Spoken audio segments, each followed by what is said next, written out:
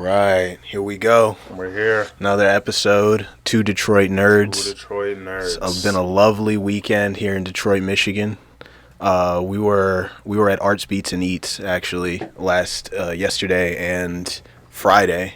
Me and Allie. Hey, do you go to Arts Beats and Eats? I've been a few times. It's been some years for me though. Yeah, it was cool. I'd never been. That was my first time. That's what I was gonna ask you. How'd you feel about it? It was definitely cool. Very expensive. Very expensive. It is, bro. Yeah, it was like going to like a Tigers game. Like that was the price of anything, but it was still a fun time. There was good music, I guess. Yes. There was they were good. There were a couple cover bands. Okay. I think they had a couple legit artists on the thing. There was Belle Biv DeVoe. They're doing Friday night. They're closing out Friday night. So I heard that, and I think tomorrow they're gonna be at the Royal Oak Music Theater. I was told.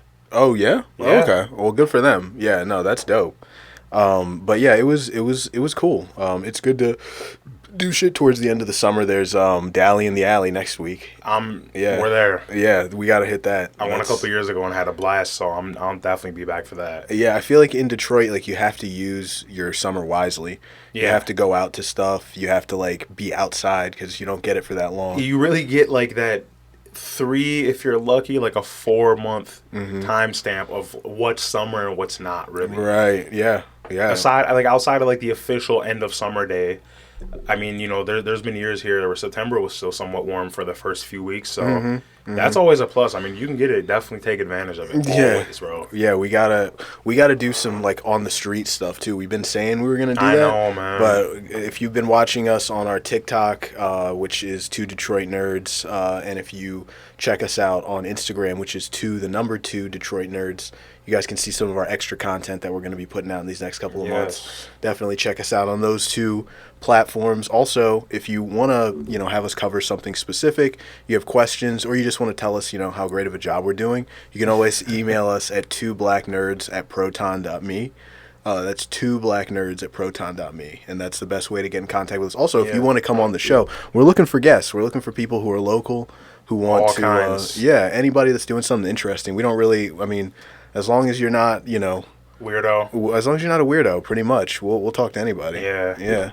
But yeah, I had some stuff I wanted to jump into. Let's do it. I had some things that had come to mind that I feel like we've talked about on some of our earlier versions of this show. Of course. And I feel like it's a pretty well-tread topic for us.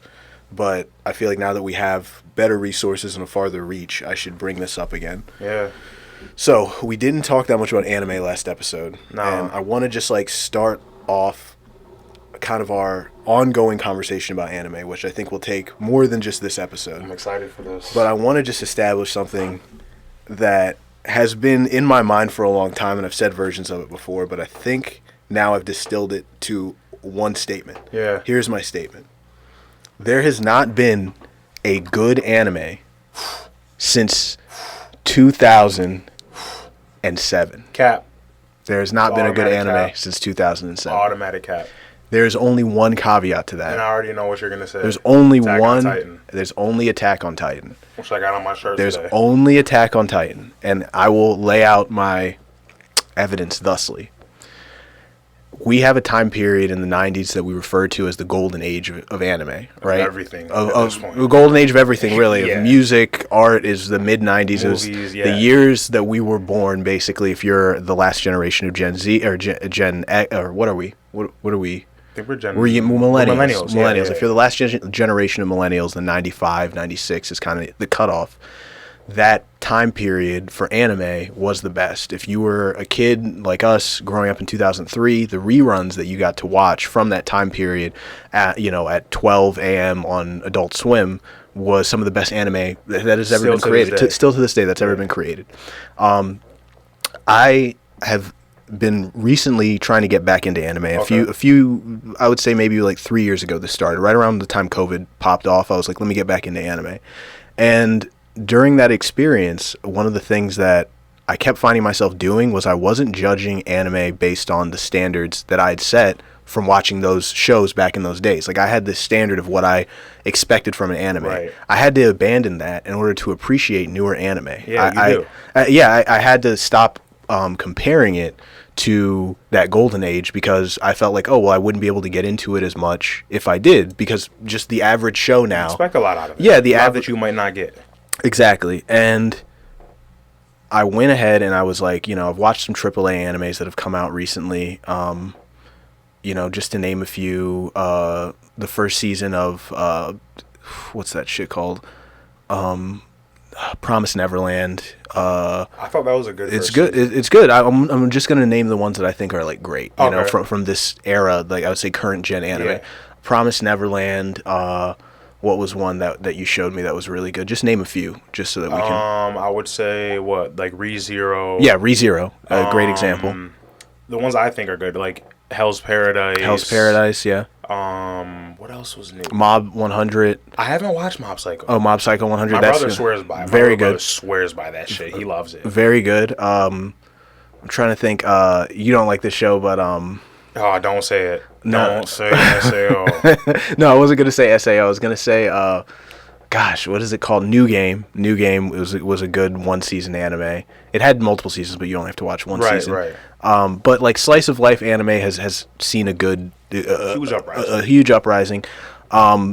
Big action titles have been okay. They've been good. Mm-hmm. But if we're really being honest, this is really my point. Yeah.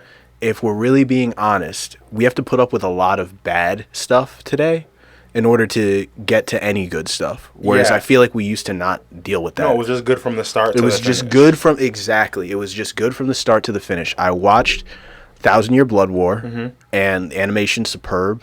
The storyline, awesome. Definitely a great anime. But I made a mistake. I watched Yu Yu Hakusho right after. And I had a better time. I'm sorry, from opening to close, Yu Yu Hakusho had amazing music. Yeah. I was like invested in the story. Mm-hmm. There wasn't this lead up where I was like, I feel like with newer anime today, it's like forcing you to almost like learn a different stylistic language in a way that the other stuff wasn't really. Like, yes, it was Japanese. Of course. It was from a foreign country, and some of their sort of cultural stuff was a little bit different, but the music was dope. Their way of dressing was dope. Dripped out. They were dripped out in those old shows. Always. There was I feel like just a more solid product than what we get today. Yeah, well, a lot of those from then too, from the 90s, comparing them to now, although the animation has stepped up multiple levels. Oh yeah. All around, a lot of the 90s era, early 2000s were all around well polished, whereas a lot of these, like here's one thing I was gonna say to counter nothing else being good.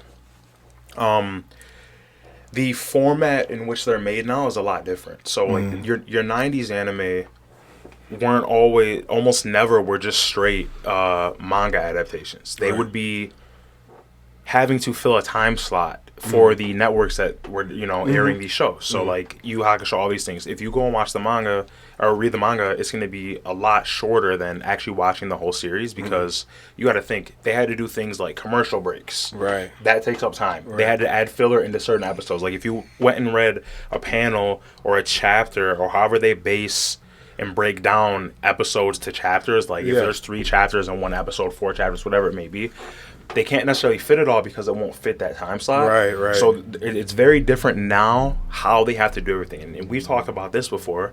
The pacing is much different now. Right, yes. Like out of the things that maybe now as an adult, not then as a kid, now as an adult, I might like more because, with certain shows, there's definitely exceptions with certain shows. I'll just name a few, like Dragon Ball Z, Naruto, Bleach would probably take the top spot here as well. You kind of get annoyed with the filler, at least I do at this age that I am now, because it's not needed. It adds nothing critical to the story. Almost never does anything interesting, amusing happen at all. Then I'm talking we're talking about Bleach. Bleach had literal seasons of filler. Yeah. Your normal filler is like, okay, Dragon Ball Z, all right, well, boom. here's a filler episode. At least some of those fillers were funny. There was a fucking filler episode where Goku and Piccolo go get their driver's license. Yeah. Both these motherfuckers can fly at the speed of light. Right. But they go get their, like, it was funny. It was Yeah. cool. It added some humor. It was like, okay, some comedic relief. All right, cool. We can take a little break off the serious shit. Right. Go to this and then bring it right back. And Right. it can, most times connect well. Yeah. Now, they pretty much did away with that. There is still what you could consider filler now. I just realized this talking to one of my buddies yesterday night. There are episodes now which certain things happen within the one episode that if you read the whole 2-3 chapters, a couple things, nothing big, a couple things will happen in the anime that didn't happen in there. Still stays true to the source. Right. Right. But kind of brings about a little bit extra of what you would expect, but not be put off to. You know what I mean? Right. By that. So I definitely feel you though, because I feel like the main thing with me now, a lot of these, like a lot of the old 90s I'd be content with very little. Right. Right. Whereas now I feel like I'm constantly looking for something more and more to fill that empty slot, like, and it speaks volumes because it's really saying like what I'm seeing isn't fully doing it. Some shows do it. Some shows, yeah. Some shows do it. ReZero, perfect ReZero, example. like ReZero is the perfect example and one I always talk about because first and foremost, let's talk about what it is. It's an isekai. All isekais that we're used to watching are main character OP from the start. Yeah. You get in the world, nobody's fucking with them. You might see them, you know, get pushed a little, like pushed up against the ropes, whatever it is, but they're always going to come on top. ReZero was the opposite, and I think that's what had me gravitate towards it so heavy was you got a regular ass dude. He's in a fantasy world where you would think there'd be a power system, which there is in the show. Right. Right. But he has almost no role in that. At Right. least right now with anime only watchers, no role. Right. You can't do shit. Right. You see half the of what's out. He's crying. He's like going through it. Like his mental is being fucked with. He doesn't know what to believe anymore. So it was like a breath of fresh air to see that happen, but still be entertaining to the max. Like each episode had me, like I was involved. I was ready. Super I was like, involved. What is this? Yeah, super involved, and I think it speaks to it was breaking an orthodoxy. Yes. It was breaking a rule, which you see very few animes do. In fact, you see the opposite. You see a show that was like, oh, this show last season worked. Let's make the exact same show with just different characters that have different hair colors. So seeing a show like ReZero was like, okay, there is still more work to do in this genre. It's not just repeating itself over and over again. But I don't see that enough is my point. And that's why I say that, like, we are continuously trying to lower our standards of, like, what's good to satiate that feeling, like, that I'm getting something out of watching it. Whereas, like, you know, if one new season of Yu Yu Hakusho came out, it'd be better than, like, 90% of the shows that are out right now. And you'd get a better feeling. You would, because that nostalgia is also there. And you're like, damn, there's no way. Like, the show hasn't aired in how many years? And you're like, damn, these motherfuckers are coming back like this? Right. Like, and that speaks about the creators as well. Like, I love it when... excuse me. I love it when, like, the Rurouni Kenshin... remake. like, the redo. Yeah. Now, that's a show where everybody at the time was probably like, okay, now I want to see this, like, up to today's standards. Right, you know what I right. mean? And they've really, like, they've done that very well in a sense, but not everything needs that. No. Not everything needs that. And I feel like with that, there's your exception, but other shows, like, wouldn't do as well, even though these newer ones. So it's like, right. which direction are we going in here? You know Right, what I mean? right. You want it from some shows, you don't want it from others. What are some, I guess, top three? Let's do a top three of animes from post 2010 that are like must watches, not including Attack on Titan, because obviously. My personal? Yeah. What are your top three? I'm going to give you the ones that really took me by storm, and I'm not going to include ReZero since we just talked about it. Okay. Otherwise, it would be one. Okay. Slime.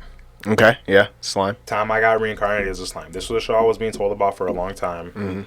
Never. I'm a little weird with what makes me decide to watch something. I seen the cover, read the little summary. I was like, nah, this is like a kid's anime. Yeah. Right. A couple buddies kept pushing me on to go watch it. You're like, yeah. Finally watched it. It's one of my favorites, easily. Yeah, you've talked about it. Yeah. It follows the same little kind of plot. Okay, this dude gets reincarnated into another world. But the thing that I liked about this that came off a little bit different from what I'm used to, like in Overlord and other things, he gets in the other world, and then like the first few episodes is explaining like what he is, and he's not necessarily strong. He's actually depicted as being the weakest kind of monster that there is in this world. Like, by a landslide, he's the weakest. He's a slime. Yeah. Little slime. Like, for people who ever play Dragon Quest, like, they know what a slime is very well. But it follows, like I said, the same kind of plot where, okay, then he becomes super OP, but you kind of appreciate it more because he's not just that way from the start. Right. You know what I mean? So slime would definitely be one. Another one that I see a good amount of people talk about, but not as many as I thought would, is Fire Force. Okay, I loved Fire Force. I loved it. Like, Fire Force all is around, really cool. Yeah, I don't think it doesn't have the most complex story. Yeah, but the visuals, and the audio. Yeah, when you go into the sounds, like, of them using their powers, activating their fire or whatever it is, specifically Shinra, sounds like jet boosters. And I think it fits so perfect. Like, if you were to see that in real life, it would have a similar sound. You know what I mean? Yeah. Oh yeah. So definitely Fire Force as my second. And my third, what could I give as a third that I know really, really had me feeling some kind of way when I watched it? I'll just throw one that's newer. It's called Mushoku Tensei, Jobless Reincarnation. Okay. Yeah, I gave 2 reincarnation ones. Wow, surprise people. But it's, a guy, he's in his 30s, he's like a loser. He gets he gets shamed in his town for something that happened. I forgot exactly what, and kind of becomes super depressed. He becomes a shut-in, never leaves the house. He's in high school at the time, I think, or he was at the time, and then he ends up like being an older man, like almost in his 30s. Yeah. And something happens. He dies. Something happens. He gets transported to another world, and he's reborn as like a newborn baby to a family. Like, no technology, all magic.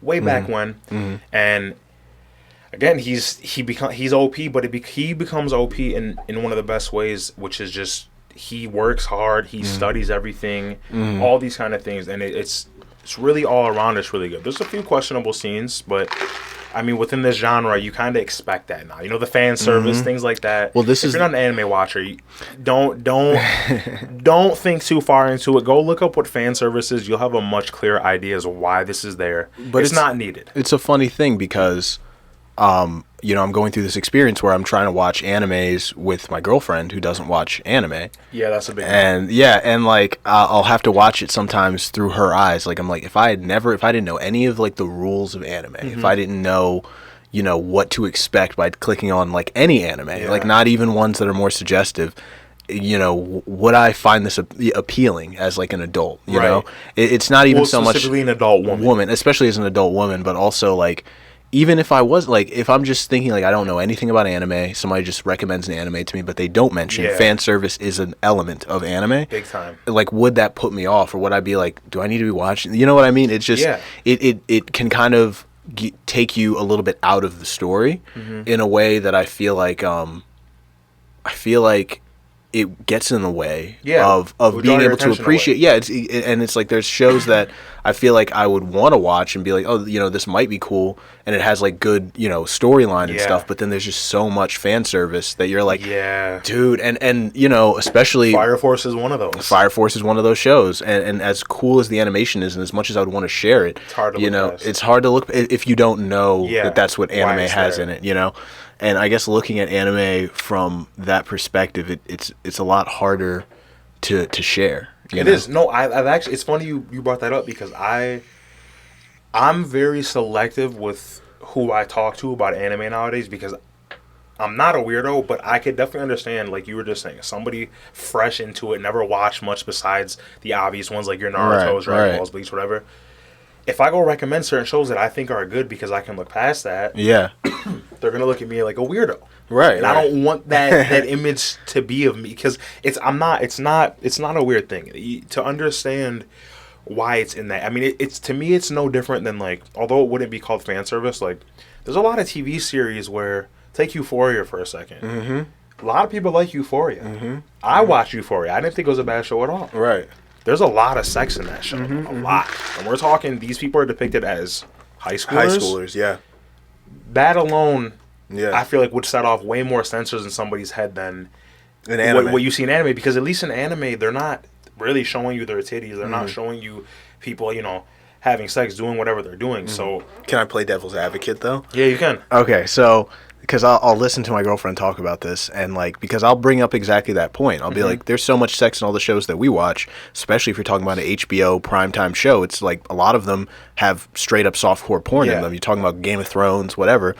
But she brought up a good point: is that because it's anime, it's shown sexuality is always shown through like a boy's like a boy, not a man, not from a boy's like makes teenage it more weird. Makes it more weird, teenage boy's perspective, and then on top of that, the typical let's get real about like how a lot of women act in animes. Not the you always have the tsundere archetype, you always have like the smart girl archetype, but then you have like the ditzy, big boobs, like the blonde, if we could. Yeah, right. And it's like it's pervasive in every anime, and it's like we don't even notice it. Like I don't even notice it when I watch anime anymore. No, you expect it. But it's like if I was trying to show somebody a show and wanted them to pay attention to like the cool part of the show, but then there's just like this, big titted blonde like jumping around. It's like, okay, well, I can't look past that because it's too in your face, especially the way the anime is shot. Literally, like it's made to be that way. You'll have a scene. We were trying to watch some high school show on Crunchyroll that like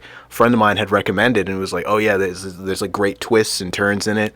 And like every shot was like the guy staring at girls' chests for like the whole first episode. Was it High School of the DxD? I don't think it was High School. No, it wasn't High School of the Dead. It was something. It was like a classmate.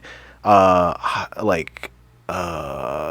that show where it's like a high school that's the most elite in Japan, and all the kids. Classroom of the Elites. Classroom of the Elite. Yeah, so it's newer.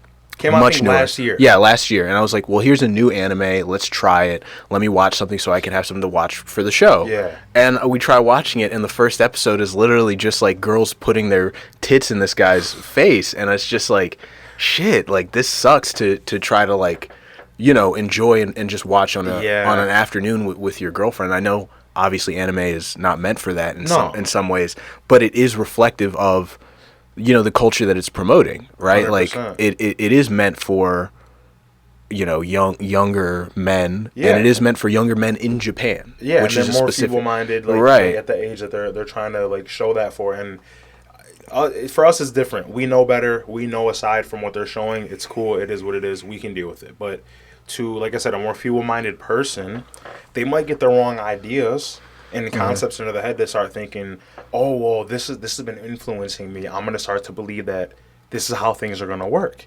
Yeah. And it just, it can set you up for failure. And I wouldn't necessarily put that blame on the anime or the creators of the studios themselves, but definitely it's real and it's happened. I mean, we've heard stories of things like that, and I think that's where it can become a little dangerous. If you're not taught the right way of what's real, what's not, that's where it can be bad. But if you have a clear mind and hey, I know this comes with this. Right, it comes with it. And I guess that's like a part of why I feel like there's this permanent adolescence to anime because there's so few, and I can just hear Owen screaming at me when I say there's so few. It's like, there's seinens, there's a whole genre of adult, anime, but yes, there is, but most of them are in Japanese, most of them are not in like as popular over here, so it's hard to like sift through, the more adult type of anime that's going to be a little bit more mature. Typically what we get here is the stuff that's the most popular, which is the younger stuff, of course, which I can still have an appreciation for, but as I get older, I do have to, as we do this show, I feel like I have to say, like, it's... You gotta be real with yourself, you gotta be real. Like, I love it. I love anime. I love the art form, but as we get older, it does get harder to watch, because it isn't, number one, my earlier point was that it isn't the standard that we grew up in. We have to almost... like amend our standards to what it is today, because it's a different thing today. It's a much bigger industry. It's much more merchandise run. It's more saturated. It's much more popular. I mean, could you imagine?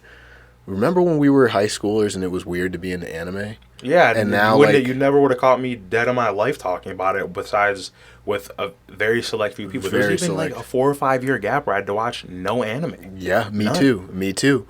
And then now, if we fast forward to people have it on their Twitter avies. It's cool for everybody. It's cool for everyone. You see everybody wearing anime outfit, shirts and stuff, and everybody wants to talk about their favorite anime characters, like they've been watching it their whole lives, and And it's cool to have a huge fan base. I'm cool with that. I'm glad more people can appreciate it, but it's like, let's be real here. Yeah, let's be real here. Yeah.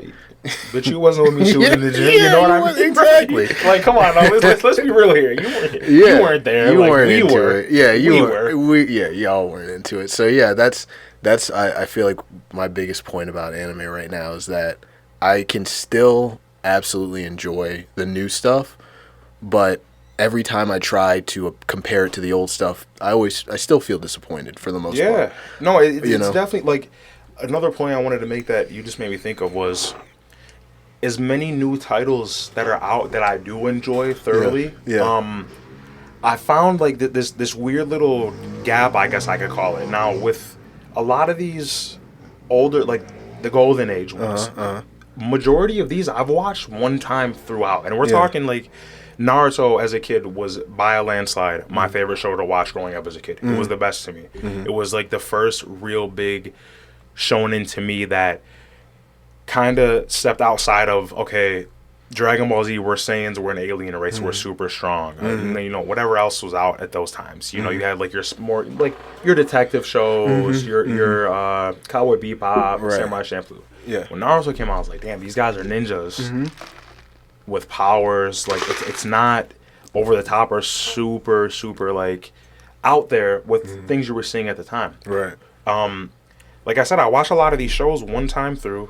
Naruto was like 700 some episodes. Yeah. Dragon Ball's like 300, I think, 400, somewhere around that range. Like a lot of these are long, like very long driven, and I can still vividly remember a lot of things from these shows. There's shows I can watch the whole season in a few days, and I'm like, what the fuck did I watch? Dude, it doesn't stick with me anymore. I'm telling you, I was sitting here trying to think of my top 3, and I was like, I watched so much anime last year, and I can't tell you. You got to remember, yeah, it's not 90% easy. of them, whereas I haven't seen an episode of Rurouni Kenshin, the original one, in almost 15 years, but I can tell you the way that the ending theme song, I could sing it for you right now. Yeah. Like, I know that show. And that's what I'm saying. It had that staying power in my mind that these new shows, they're disposable. Yeah, like, it's like, cool, I like this. Yeah, cool, I like, exactly. I like this, but how much? You know what I mean? Like, I don't know. It's just, it was really weird for me when I very first realized that. I was like I'm talking like forgetting characters' names, forgetting fights, like deaths, like all that. That's, to me, that's a big thing. Like, those are like climactic points in a lot of these shows. Like, those are the things that are there for you to always remember. It's like, okay, this is huge. You know what I mean? This is huge that it happened. So, I mean, there's been things, but I also feel like with the release of a lot of these new shows, let's stay under 3 seasons. Let's say shows that have no more than 3 seasons out right now. I feel like the direction that they go in now is like start off very strong first season. Yes. And then we'll weed you into the rest. Now, that can work at certain times. And there's not everything follows that either. But one example is The Rising of the Shield Hero. I don't know if you ever watched that. I watched Shield Hero. Yeah. First season to me was phenomenal. So good. I was set. When me and my boys watched it, my brothers, we were set. We were like, bro, this is the next big one. This is going to be it, right? And I had no problem waiting the 4 years, however long it took for season 2 to come out. I was like, fuck yeah, take your time, work on it, polish it, make it perfect. Second season comes out, ass.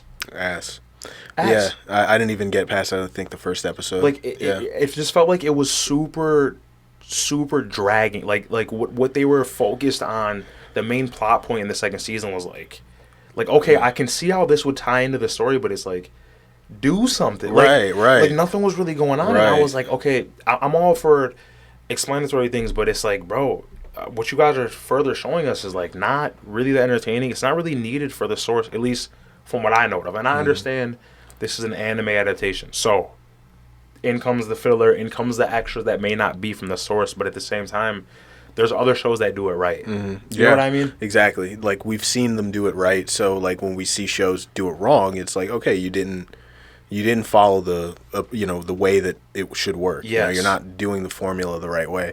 Yeah, no, I mean, that's definitely how I feel about a lot of anime right now. Yeah. But I wanted to talk about gaming for a second also. Yeah. Because I'm ready for this. Something really important happened in gaming and we talked about it last episode, and I want to follow up because we were so excited for this new game called Starfield. The so-called regarded game of the millennia is what I've seen, which is a wild claim. This was supposed to save the consoles. So this was supposed to be the game. Bethesda spent all their time, $200 million went into production. This was like an 8-year production. This was, going to be their answer to, why all PlayStation. All PlayStation. It's basically, it was supposed to be, if I ask you why should I get an Xbox, you answer Starfield. And I haven't played it yet, but I did see IGN's review.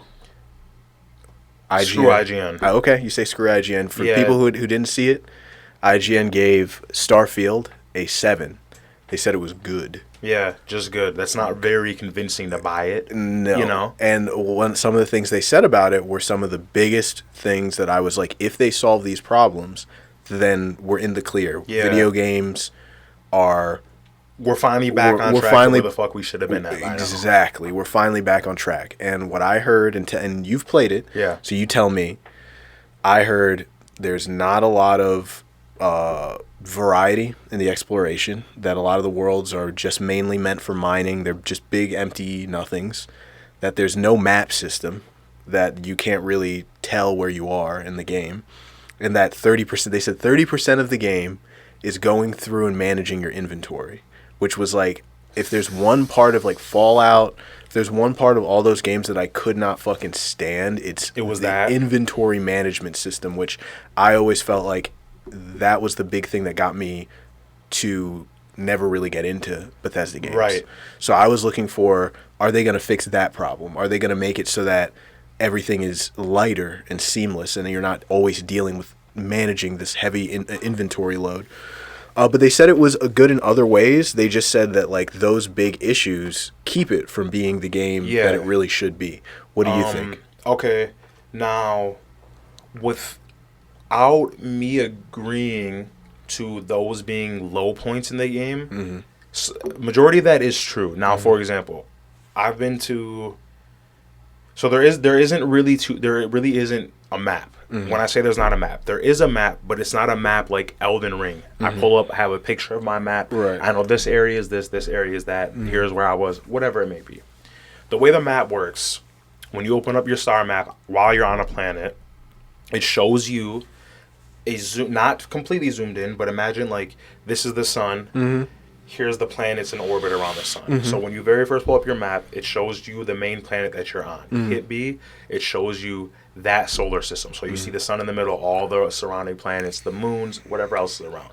Then you hit B again, takes you out to the galaxies, which is a huge screen. All these dots, you enter a galaxy, all the galaxies have 2 solar systems in it, at least the ones that I've been to so far. Some may have more. I'm not even that far into the game. I've probably already put, I would say, at least a day's worth of time into them. So about 24 hours. Release. Yeah, at least. The mining problem, I mean, that's one of your main resources you're going after in the game. For the people who may think that's a problem, that is something that you need to be doing. Yeah. All the time. Like, especially if you're coming across new elements, things like that. You got to imagine this is a time where the setting of the game is like the Earth kind of just went to shit. Humans stepped up. They advanced all space knowledge we've had, and they really took it to the maximum to where they're jumping in light years with these ships now. You're going to a whole new galaxy. Boom, I'm here. Sustainable life on this planet. Cool. We're going to start building here. We're going to start living. So think of it as an advancement toward a setback, if that makes sense. Right. You know what I mean? Like you do have all this high technology now, but now you got to kind of start from point one with this knowledge because we have to rebuild everything. Right. I personally have no problem with the mining. I haven't only been doing that, and I feel like there's enough going on a lot of the planets that will keep you interested and entertained to where you don't have to worry too much about it. While I'm still doing a lot of it, I mean, you come across these, there's like abandoned coal mines, abandoned military bases. Like this is on, like I said, I've only been to maybe 4 or 5 galaxies. Haven't even been to all the planets yet because within the galaxy, there's some of these planets, if you don't have the right gear, you can't go to them because they have each planet shows you like the gravity levels, the temperature, and all these other readings. If the temperature does not say temperate in most cases, or cold or warm, in most cases you can't go there if your gear is not right. Like there's planets where the temperature is described as a deep freeze or an inferno. So like you go there, you're dead. You know what I mean? Right. So basically, there's a lot more for me to go see that I haven't even begun to crack the surface of this game yet at all. Okay. And I've done maybe about 4 or 5 main missions. Yeah. The missions are cool. I think where Bethesda shines a lot is their actual story and the dialogue. Like the how interactive a lot of these characters are. It doesn't feel like it's a copy, paste, rinse, repeat type of thing going on. Like each character has their own depth. They have their own background, their own stories, things that they come with. So I think it's, for me personally, it's very fitting. Okay. You know what I mean? Now I will say the inventory thing is a setback. Not a major one, but upon your first play of the game, you're going to run into that trouble a little bit because it's very easy. Like planets are just loaded with masses of things to pick up: ammo, health, weapons, the mining, you know, whatever it may be. So the answer to that though is you need to start upgrading your ship, and there's multiple things you can do. So your ship holds cargo, you can hold cargo, and you can get this helper, which is a robot that can also hold your stuff. So it's not bad. Okay. You can get crew members to come; they can also hold your resources and whatnot for you as well. So it's not the worst, but when you're really trying to go out and mine, let's say you're by yourself, it does become annoying because literally, bro, I can go to one planet, mine for let's say an hour or two, go around, search for shit, find shit. My cargo and my backpack will be full easily. Yeah. And then it becomes annoying because here's your options. Majority of the stuff you pick up are miscellaneous items. So your main goal, because not all planets have bases, cities built on them, all that, you kind of want to go back to the home base, sell what you don't need, get rid of the weight off your character, and then go back. And there is a drawback to that because having too much weight on your guy, it's not like Elden Ring where your roll is just a little bit slower now, or you may not move as quick. The drawback to this is you use oxygen way quicker. And when you use oxygen too quick, your CO2 levels start to build up inside of your suit, and now it becomes hazardous towards you. You start, like, your screen gets blurry, your character moves differently, you're not as fast, you maybe can't do or perform certain actions, and in most cases you might be alright, but if you're in a battle with monsters and that happens to you, you're kind of screwed. You're gonna die. You gotta start back from a point and get back into it. I would definitely say only that one plays against it.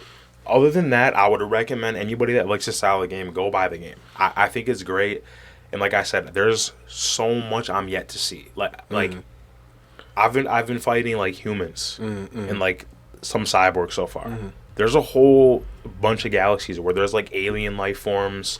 There's like monsters. Like there's a lot of extra shit to this, and it's different for everybody. Now let's say me and you get the game same day, right? We both follow the same path in which we are playing. We both go to the same galaxy, same planets.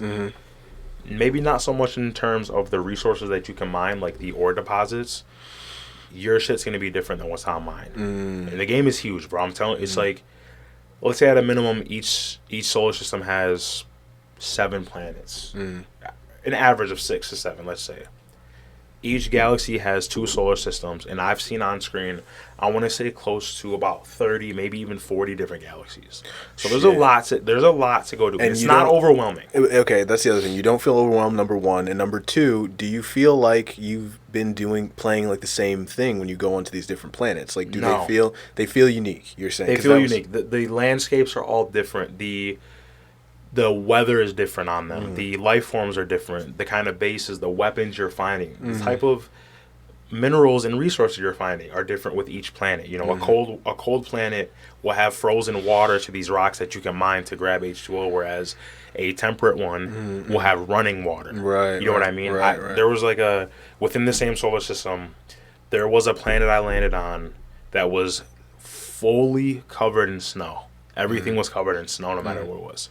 Another planet within that same solar system was like desert land with leaves and vegetation still growing, but still desert land. You know what I mean? Not extreme heat, but sand everywhere, dirt everywhere, things like that. And the species on the planets were all different. It was awesome. And just the things you can do are a lot different as well. Like the type of missions you'll be involved in, who you come in contact with, what you can find on these places. All of that is much different. And I'm talking, these have just been from the planets you got to visit from mainly the story. This isn't anything I'm just like, I'm going to go see what's here. Right. I haven't even found something that I'm like just stumbling upon. Like, oh my God. So you haven't even gotten to like the free play part of it where you're not No, even I following. have. Oh, okay. So the way it works is when you're in the galaxy view of the map, there is a start point that leads with this line that indicates what you're connected, where you can jump to, right? Okay, yeah. Jumping, for people that don't know, it's called the gravity jump, and it's like just light speed you're traveling at to really just get there. Yeah.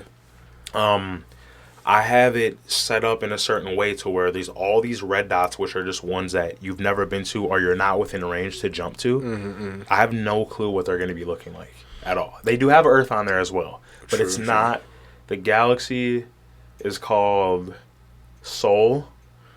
And I think I didn't realize this till like yesterday, but I have a feeling it stands for shit out of luck because Earth in that galaxy is like uninhabited. Yeah. Like the original storyline follows they had to evacuate Earth because it was basically becoming unlivable. Yeah, right. You know what I mean? Right, and then they transferred somewhere else, did what they did, and now, like I said, all these other galaxies. I haven't even been there yet. Wow. I haven't even seen what the Earth in the game looks like. I mean, for the most part, that galaxy it's like the exact same as ours. You know, you got Uranus, Venus, Neptune, Pluto, Saturn, Mars. Like all those are there. Yeah. And at least in scale sizes, the scaling of the planets look to be what it would be here. You know what I mean? But one thing I will tell you that really, really had me like, damn, this is awesome. First, if you're gonna get the game when you get your Xbox, get a headset. Okay. Don't just play it and listen to it through your TV. Yeah.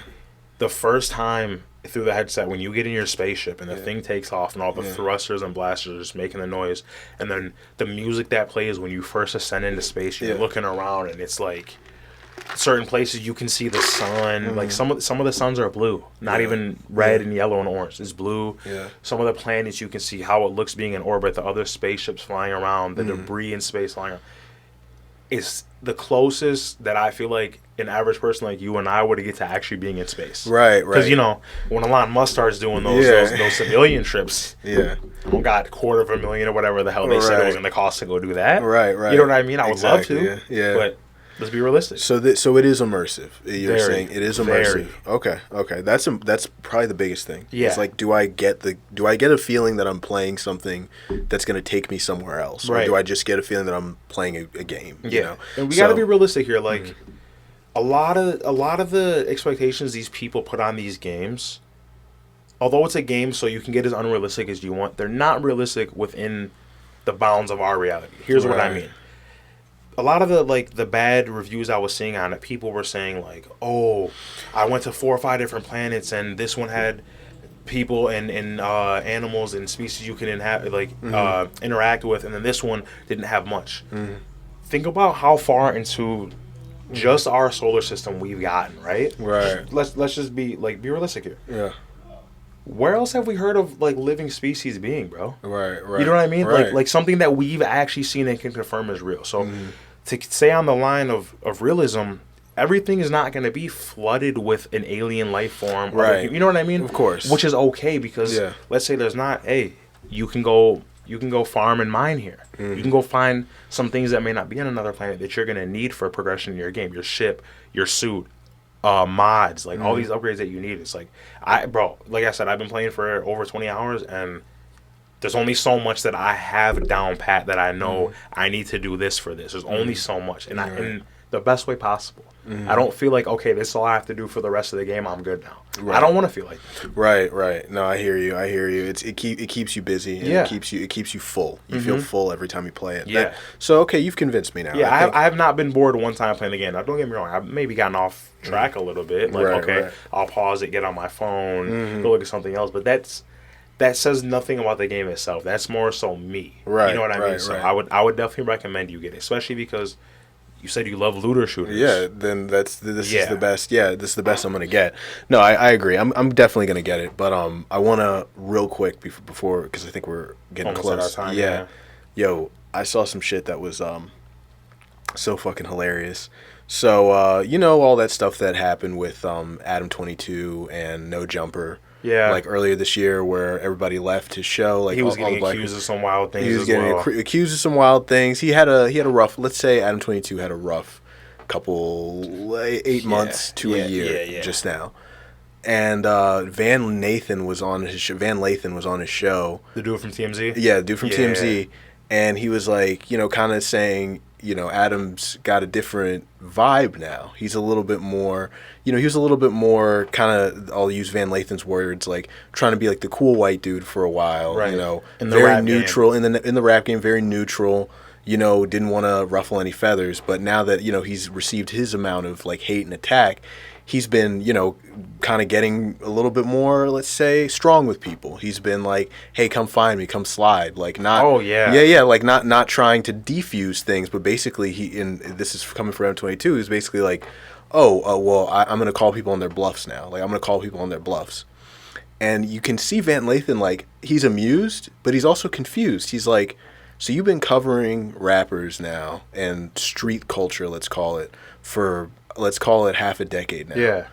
And you haven't learned the lesson that when you invite the number one lesson. when you invite certain kind of energy towards you, that move energy differently. and that energy will come find you. Like, how has he not learned that after interviewing all these rappers who are not around anymore? He had so many rappers. Those questions to people he's interviewed.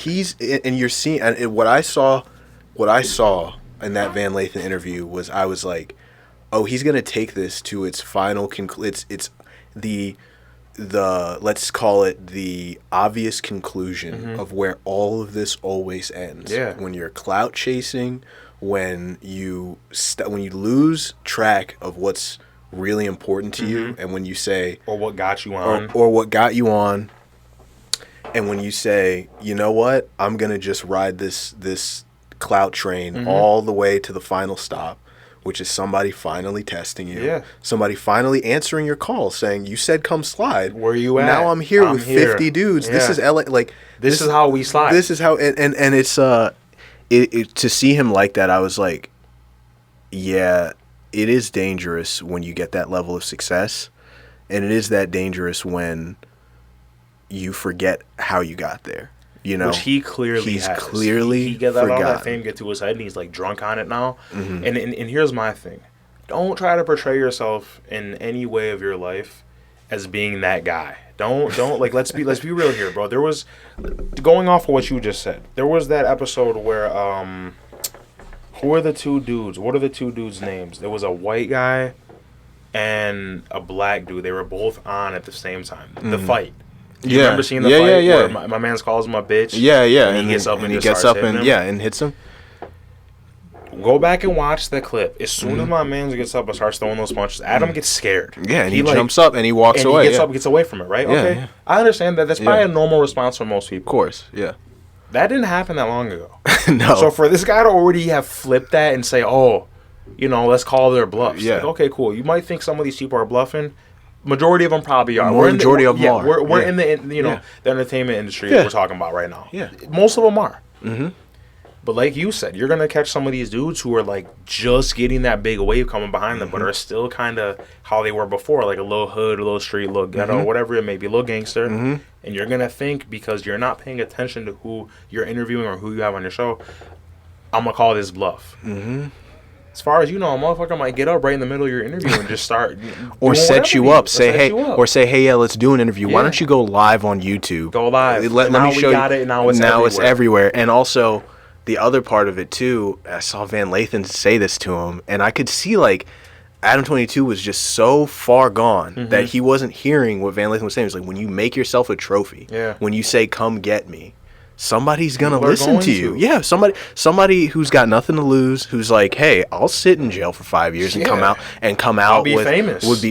Like it was so scary to see that's where he is in his head right now, because I'm like, but then at the same time I was like, oh, of course he is. This is how it always ends with people like that. People who are not really in the culture, people who are not really understanding like what the culture is really about, and like the importance that it holds to other people. Because for somebody like Adam Grand Mason, let's say what his last name really is. His last name is Grand Mason. Yikes. Like, That speaks a lot. Speaks a lot. Like, for somebody like him, he could have done anything. He could have been doing BMX stuff. You know, he doesn't have to stay in rap culture. Now it's his brand, and now it's his thing. It's so what made him. Yeah, it's what made him. He's got to do it now. He's kind of got to do it now, but he's going up against people who they never had anything else. No, but this is it for them. The reason they're on your show, this is their first. This is their first like big thing right first now. And only thing. Yeah, and like I think I'm so afraid for what this next chapter is going to be, because it's going to be it's going to be live on YouTube. Whatever happens to him is going to be on YouTube. And you know, that's the way, unfortunately, I feel like for a lot of content creators, those stories typically end is they become the content that they're consuming. And I've also you know, one other road I seen him go down was the Vlad road. Yeah. Vlad TV. I'm sure you've seen some of his interviews now. What a lot of people in the hip-hop culture have a problem with Vlad about is he comes off as the feds. Yeah. To a lot of people. Like, I don't know if you noticed, but a lot of Vlad's interviews nowadays are a lot of the same people. He has Boosie on there a lot of times. He has Charleston White on there a lot. Like, certain people, right? Yeah. But if you watch certain interviews that he did get certain names on, like Benny the Butcher, I think Lil Baby. Yeah. There's a couple other guys. Was like Casanova? No, I think Casanova was on there yapping. There's a few other artists I can't think of them right now, but they don't go for none of that shit. And here's the point I want to bring up. Now, let's say I have an open case. Me and you're on the show, right? You're already gonna know automatically, bro. We're not gonna bring this up on air. It's dangerous waters we're testing right now. We're not gonna do that. Vlad's not stupid. Yeah, he's been doing this for a long time. He knows what questions to ask, which ones not to ask. So I can kind of understand why people would call him the feds. Now, Adam 22, a few of the clips I've seen of him recently, he's doing that same thing. He's asking people on there, who are you beefing with? Why you guys got beef? Now, to the average person, he's just curious to know what's going on. To the smart person, he's doing this so that this person could bring up their name. Now it's going to cause conflict with this person. You know what I mean? Like, shit like that. And it's just, it makes you really seem like you don't care about the culture that is making your living. Yeah, and he's always been accused of that, and I think he tried for a little while by bringing on a lot of black talent onto his show. He definitely tried to supplement what was essentially a white platform with black voices, and you know, hey, good for him. We saw how that ended, though. We saw how that ended. So it's like, unless you're coming from a place of genuine 100ness, keep it. Yeah. Like, I don't want 99, and I think somebody like Adam 22, because I don't really believe he has any true loyalty to anything. I've watched him for long enough now, and look what he let his girlfriend do. Like, let's be real here. Yeah, and I don't think wife. Sorry. Whatever you want to call that. Yeah. But you know, because he doesn't have any true loyalty, like a lot of LA people in that culture don't. I think it was inevitable that something like this would happen, but it is true. Like, he could have just kept it 100 from the beginning, and he would have had a great label. He would have had a great brand and foundation, and people that were fucking with him. Now he's got enemies, and it's like, why would you want to be in a space where now you're infamous? Now you're not famous anymore. And I think he, in his chase for success, like, confused the two. He did whatever he could. Whatever he could. He didn't, like you already said, he didn't need to. And the worst part is, bro, a lot of these enemies that he's becoming to make, he doesn't realize a lot of these guys that don't like him, or just automatically people that maybe he's never interviewed now just won't come on a show because of how he's acting, could possibly have been giving him some of the best content his show could have seen. Yeah, it's that negative feedback loop, unfortunately, that's going to be his undoing. But I mean, hey, it's fun to see. It is fun to watch. You know, you ain't got shit to do with me. It ain't my problem. So it's my problem. So exactly. Until it becomes that, I'll just see what I'm seeing. So. But no, that's why it's important, I feel like, to do this kind of stuff, for us to have our own brands and our own labels, so that, you know, when we do see artists that are in our local area that are doing things that are interesting, they don't have to go somewhere like that. They don't have to feel like, fuck, bro. What are these guys gonna have me talking about on here? Are these guys cool? Do they get the culture I'm coming from? Like, right.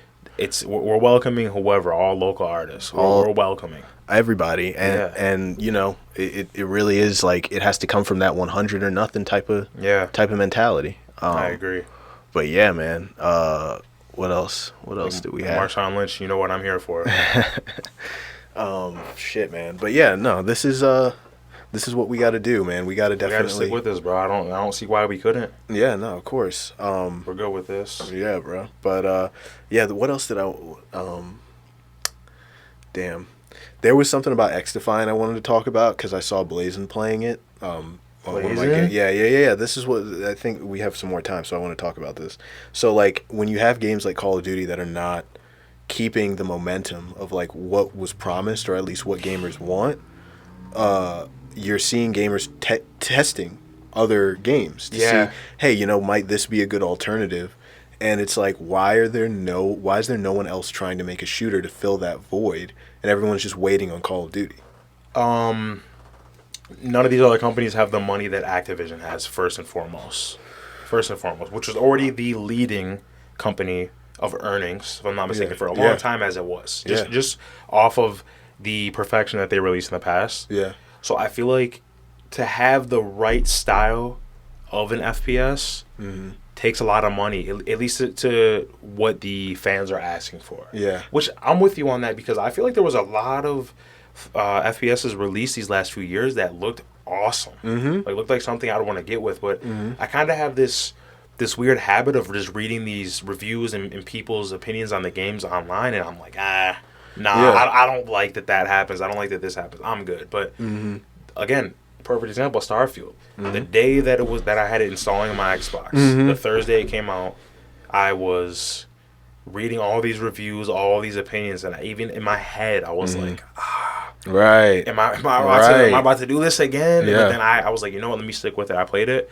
I feel the opposite about it. So it really depends on the person themselves. And let's get away from this. Not you and I, but the gaming community. Let's get away from this riding the wave of what's popular as opposed to riding the wave of what's good, because that happens way too often. We're seeing it with Call of Duty right now.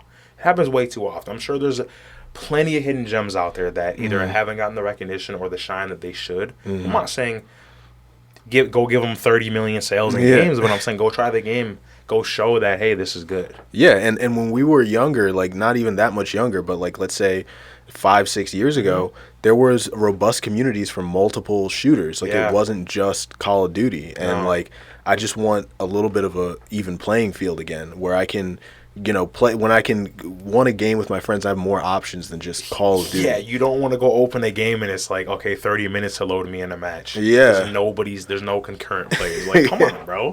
Exactly. Like, let me get something new, something fresh. Exactly, man. So I'm just on the lookout right now for what's going to be that new game. What's going to be something that I can put my attention in that's going to be new, instead of what's the next thing that these old companies are just going to keep serving me. Good luck, bro. You know, that's where I'm at with gaming, man, because I'm just tired of it. I'm tired of spending $70 every year on unfinished products, on games that were all these promises where I'm playing the promise. I'm not even playing the game. Yeah, exactly. I'm playing what just I wanted it promises. to be. Yeah, I'm playing what I wanted it to be, and it's like it's gotten so frustrating over the years that it's really, I mean, I think about the amount of money I used to spend on video games. That's nothing compared to, I mean, like I might get one game now, like a year, pretty much.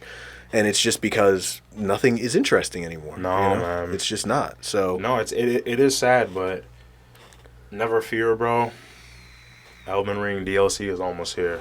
I was just about to say. It's going to save you, bro. I was just about to say that one spark, that one light in all of this sea of darkness of video games, Elden Ring. And I was so happy that you told me that was the game that did it for you. It did. It brought me. I'm such a super fan. You already know this. It gave me, just from playing that game, it gave me like at least another 5 years of playing video games in general, where I was like, all right, I'm not giving up on gaming just yet.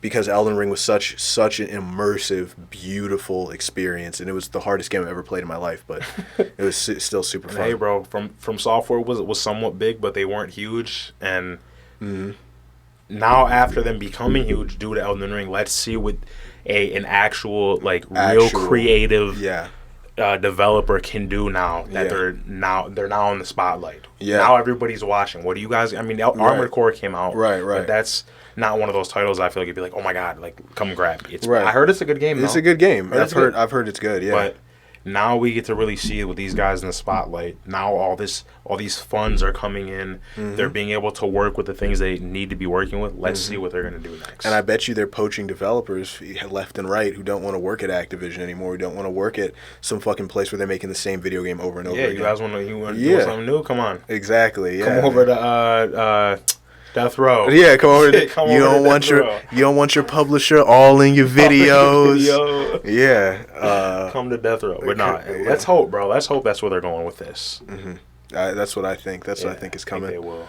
But yeah, man, coming up in the next couple episodes, we're going to have some interviews. Yes, people, interviews. You're going to get to see one familiar voice, you guys, for all of our dedicated listeners. Yeah, for our OGs. May have heard. For our OGs, we're going to have, Mike in the studio, Mike Lyles in the studio. We can say his name. Say his full name. He's coming in, and then we got Blazin to talk esports after that. So anybody that remembers from my super old podcast or from the episodes that we used to do on the first season of this show, Blazin is a gamer consultant, let's call him, that we specifically the Call of Duty consultant. Call of Duty consultant that we have, and he's going to talk to us about his days in competitive Call of Duty. So that's going to be fun. But yeah, be on the lookout for that. And otherwise, this is our show. This is what we do. This is what we do, guys. So we want you all to come see us. So come see us. Absolutely. But yeah, you got anything else, Dom? No. Nothing else on my mind. Nothing really new has really been happening with music. So I was hoping I was going to be able to come here today with it, but the YSL case that. Oh yeah, just before we go. How did I forget? Yo, I'm glad we didn't forget about that. That one dude, YSL Polo. On if anybody hasn't seen the footage, I don't know. Does he have like a mental? I don't want to make fun of him if he's got something going on with him. No. Okay, because not that I not one that rises to the magnitude of what we're about to tell these people he did. This man, we saw him on court footage. As the trial's going on. By the way, this is one of the longest trials in Georgia history is the YSL RICO case. For people who aren't even rap fans, if you're... They know about it. Yeah, but if you don't know about it, you should, because a lot of our constitutional rights are on the line with this trial. Yeah. This is going to set a lot of precedent for, for anybody that thinks that, this is just about Young Thug.